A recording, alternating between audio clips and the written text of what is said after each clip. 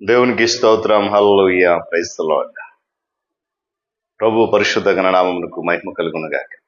క్రీస్తునందు ప్రియులరా, దేవుడు తన మహాకృపను బట్టి మనకు నూతన ఉదయకాల సమయంలో ఇటు రీతిగా ఆయన పాద సముఖములో నివసించగలిగేటువంటి ధన్యత, ఆధిక్యత మనందరికీ అనుగ్రహించారు. అందుని బట్టి ప్రభు ఉన్నతమైన నామమునకు సమస్తమైనటువంటి ప్రభావ మహిమలు కలుగునుగాక. క్రీస్తునందు ప్రియులైన దైవజనులు, స్నేహితులు, విశ్వాసులు, సహోదరులు ఈ కార్యక్రమాన్ని వీక్షిస్తున్న ఆత్మీయులందరికీ మన ప్రభువును ప్రియ రక్షకుడైన యేసుక్రీస్తు వారి పరిశుద్ధ నామములో ఉదయకాలపు శుభములు, నిండు వందనాలు తెలియజేస్తాం. మీరంతా బాగున్నారా? చాలా సంతోషం. రండి, ఈ దినం కూడా మిమ్మల్ని ప్రేమతో ఆహ్వానిస్తూ ఉన్నాను. అనుదిన అభివృద్ధి ఉదయకాలపు ధ్యానాలు అనేటువంటి ఈ ఆధ్యాత్మిక కార్యక్రమంలో నాతో పాటు పాలుపక్షులు కండి, వాక్యాన్ని ధ్యానించి దేవుని యొక్క దీవెన పొందండి. బైబిల్ దగ్గరలో ఉన్నాయి కదా, తెరచి చూడండి. లేని పక్షాన చదివిన మాట జాగ్రత్తగా వినండి, గ్రహించండి. నేటి దిన ధ్యాన వాక్యంగా మత్తయి సువార్త 26వ అధ్యాయము 36వ వచనంలో ఒక మాటను నేను చదివి వినిపిస్తాను. మీరు ఇక్కడ నిలిచి నాతో కూడా మెలకువగా నుండుడని వారితో చెప్పాను. దేవుడు తన పరిశుద్ధ లేఖన మాటను మనకు దీవించును కాక. ప్రార్థన చేద్దాం. మహాగణుడువు, మహోన్నతుడవు, సర్వాధిపతివి, సర్వశక్తిమంతుడవు, స్తోత్రాలు. ఆధ్యాత్మికమైనటువంటి ఈ అనుదిన అభివృద్ధి అనేటువంటి కార్యక్రమాన్ని మీ సన్నిధి కాపుదలలో మీ ఆత్మ సంచారం నడిపిస్తూ లోతైన మర్మాలు తెలియజేసిన స్తోత్రాలు. చదవబడిన మాట ద్వారా ఏ విషయాలైతే మీరు మాతో మాట్లాడబోతున్నారు, మీ సహాయము, నీ కాపుదల అనేసండి, బలపరచండి. క్రీస్తు నామములో అడుగుతున్నాం తండ్రి, ఆమేన్. మంచిది ప్రియులరా, చదవని మాట ఎవరితో చెప్తున్నారో ఇప్పటికే భవిష్యత్ అందరికి అర్థమైపోయి ఉంటుంది కదా. యేసుక్రీస్తు ప్రభు వారు శోధన సమయంలో, అనగా మనుషులందరి కొరకు ఆయన అప్పగింపబడబోతున్నటువంటి దినాల్లో గెత్సేమనే వనములో ఆయన ప్రార్థన చేస్తూ ఉంటున్నప్పుడు, ఆ ప్రార్థనకు వెళ్ళే సమయంలో తనతో పాటు తీసుకున్న శిష్యులు అన్నాడు, మీరు ఇక్కడ ఉండండి, నాతో పాటు మెలకువని ప్రార్థన చేయండి, నేను కొంచెం దూరం ప్రార్థన చేస్తాను కదా. రైట్, ఇక్కడ నాతో కూడా మెలకువగా ఉండండి అని యేసు ప్రభు వారు చెప్తూ ఉన్నాడు. ఇది మన తక్షణ కర్తవ్యం. జాగ్రత్త గమనించాలి. నాతో పాటు మెలకువగా ఉండండి అన్నాడు అంటే అది మన తక్షణ కర్తవ్యం. మన క్రైస్తవ విశ్వాస జీవితం ప్రారంభమైనటువంటి తొలి దినాల్లో లేక తొలి రోజుల్లో మనం ఆయనతో పాటుగా మెలకువగా ఉండడం అసాధ్యంగా అనిపించి ఉండొచ్చు, కొంచెం కష్టతరంగా ఉండొచ్చు.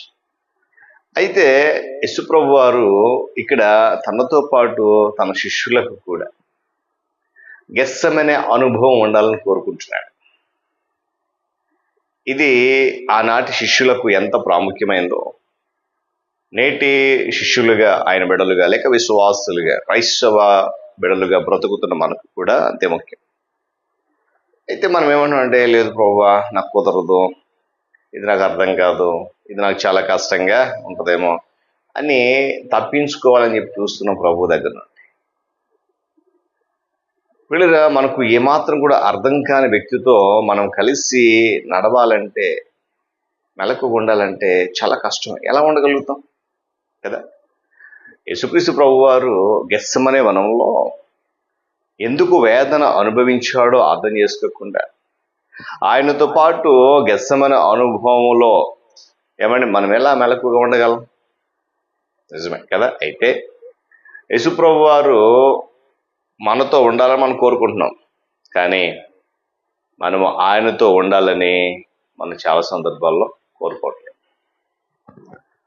నా దేవుడు ఇప్పుడు నాతోనే ఉండాలి, నా ప్రక్కనే ఉండాలి, నా చెంతనే ఉండాలి, సహాయం చేయాలి. మరి ఆయనతో నువ్వు ఉండాలని కోరుకుంటున్నావు, ఆయన నీతో ఉండాలని కోరుకుంటున్నావు, మంచిదే. మరి నీవు ఆయనతో ఉండాలని కోరుకుంటున్నావా? ఇక్కడ శిష్యులు ప్రభువారిని ప్రేమించారు, ఇది నిజం. ఇది వారిలో ఆయన పట్ల ఉన్నటువంటి సహజమైనటువంటి ప్రేమ, చాలా గొప్పది. అయితే శిష్యులు ఆయన ఉద్దేశాలను ఏమాత్రం కూడా అర్థం చేసుకోలేకపోయారు. అందుకే వారు గెత్సేమనే వనంలో తమలో తాము దిగులు పడుతూ నిద్రలోకి జారుకున్నారు. యేసుక్రీస్తు వారితో 3.5 సంవత్సరాలు సహవాస్యం తర్వాత శిష్యులు ఆయనను విడిచి పారిపోయారు. ఎంతో అనుభవం ఉంది, కానీ ఏం చేశారు? పారిపోయారు. లూకా సువార్త వచ్చేసరికి అందరూ పరిశుద్ధాత్మతో నిండిన వారై అనే దేవుని యొక్క వాక్యం కనబడతాం. అందరూ అంటే శిష్యులు. ఏమండి? శిష్యులే. అయితే గెత్సెమనే అనుభవానికి మేడగది అనుభవానికి మధ్యన సంఘటనలు శిష్యులందరినీ కూడా పూర్తిగా మార్చేశాయి. దేవుని స్తోత్రం చెప్పండి. హల్లెలూయా. గెత్సెమనే అనుభవం తర్వాత యేసుప్రభు వారి యొక్క మరణము, ఆయన పునరుద్ధానము, ఆయన ఆరోహణము, ఏమండి, శిష్యులు ఆయనను పూర్తిగా అర్థం చేసుకునే విధంగా మార్చేశాయి. అందుకే శిష్యులు మేడగదిలో పరిశుద్ధాత్మతో నింపబడ్డారు. పరిశుద్ధాత్మ శక్తి వారి మీదకి దిగి వచ్చినప్పుడు ప్రభు అన్నట్లుగా వారు యేసుప్రభు వారు తన ఆరోహణాన్ని ముందే చెప్పాడు. అయితే పరిశుద్ధాత్మతో నింపబడిన తర్వాత శిష్యులు తమ జీవితకాలం అంతా కూడా యేసుప్రభు వారితో మెలకువగానే ఉన్నారు. దేవుని స్తోత్రం చెప్పాడు కదా. హల్లెలూయా. మరి రోజు యేసుతో మెలకువ కలిగి ఉంటున్నావా నువ్వు? ఆయనతో కలిసి ప్రార్థన చేయడానికి ఇష్టపడుతున్నావు? ఆయన ఎక్కడున్నాడు? మీరు ఇక్కడ ఉండి మెలకువ ఉండి ప్రార్థన చేయండి, మెలకువ ఉండండి అని చెప్పి కొంత దూరం వెళ్ళిపోయి వేదంతో ప్రార్థన చేసినట్లుగా దిగు వాక్యం చెప్పి కనుక ఉదయకాల ఆయనతో మెలకు ఉంటూ నేర్చుకోవాలి. అలా మెలకు ఉండాలంటే ఆయన అర్థం చేసుకోవాలి, ఆయన మాటలు అర్థం చేసుకోవాలి. ఆ జ్ఞానం కలిగినటువంటి ఆ మాటలను లోబడి ముందుకు వెళ్ళాలి. ప్రభు ఈ మాటలు మనకు దీవించను కాక. ప్రార్థన చేద్దామా? మహాగణుడ మహోన్నతుడ నిష్ఠోత్త అద్భుతమైన నీ మాటలతో వినిపించాను నాయన. నీ ప్రియకుమారుడు మా రక్షకుడు యేసు ప్రభువా గెత్సెమనే వనములో చేసినటువంటి ప్రార్థన విషయంలో శిష్యులు నిద్రపోతున్నప్పుడు, అయ్యా నా సమయంకి రాలేదు, ఆ సమయం వచ్చేసింది, పదండి. వారు ఎందుకు నిద్రలో ఉన్నారు? ఆ అనుభవం ఎందుకు వారికి రాలేదు? తదుపరి వారు గ్రహించగలిగారు. ఈరోజు ఆయనతో పాటు మీతో పాటు మేము మెలకువగలిగి మా ఆత్మీయ జీవితాన్ని నడిపించుకుని కృపద ఇచ్చింది. ఘనత మహిమ ప్రభావం మీరు పొంది యేసుక్రీస్తు వారి ఉన్నతమైన నామములో తండ్రి, ఆమేన్. త్రియేక దేవుని దీవెన, ఆయన సన్నిధి కాపుదల సదాకాలము మనందరికీ తోడని నడిపించును గాక. ఆమేన్.